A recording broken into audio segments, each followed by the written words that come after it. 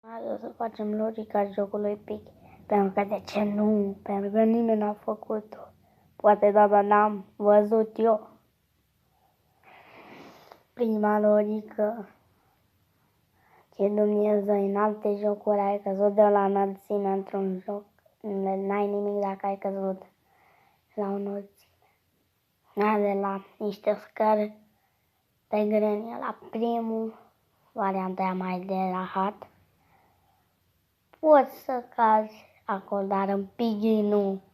Pentru că e un joc mai nou și din 2020. Pentru că de ce? Jocul ăsta e săcăit rău.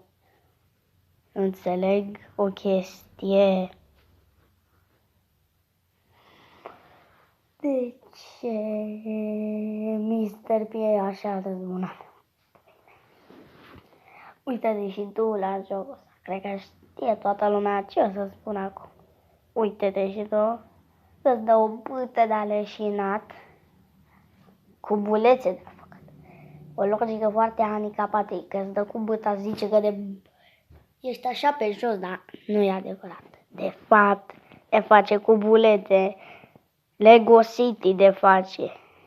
Ei, ce ciudat arată asta, poza asta. În fine, ai ciudat. Odată, e mai ciudat că poți să, dacă ai 50 de Robux, poți să cumperi Hat Pig. Odată unul avea un skin de Piggy. Bă, când venea, bum, mare jumpscare îmi dădea, da, bine că era. Asta e o logică super tâmpită. De ce ai adăugat la Roblox? De ce ați adăugat Hat de Piggy? Bă, dă fiori, 1.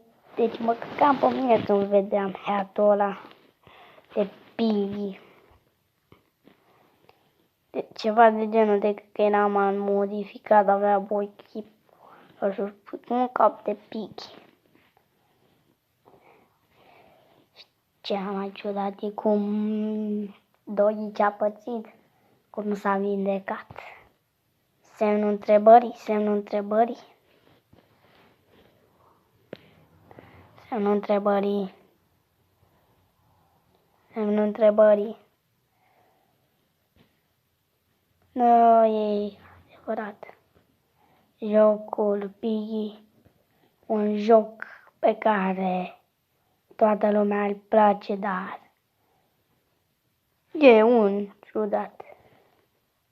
În primul rând, de ce există skin-ul ăsta dacă joci în viață? Ce logică mai e și asta tâmpită? Să-mi spuneți în comentarii dacă am greșit ceva. Și de ce Pupeta, jocul Puppet, e cam nou? De ce a copiat skin-uri din Piggy, cum ar fi zombiul la Piggy, a copiat, a pus un zombie Puppet. Și Dumnezeu de ce l-a pus jocul ăsta? De ce mă așteptam? Deci cam asta a fost. A, da, și zici că are muștă de o pastârcă. Acesta a fost episodul 4.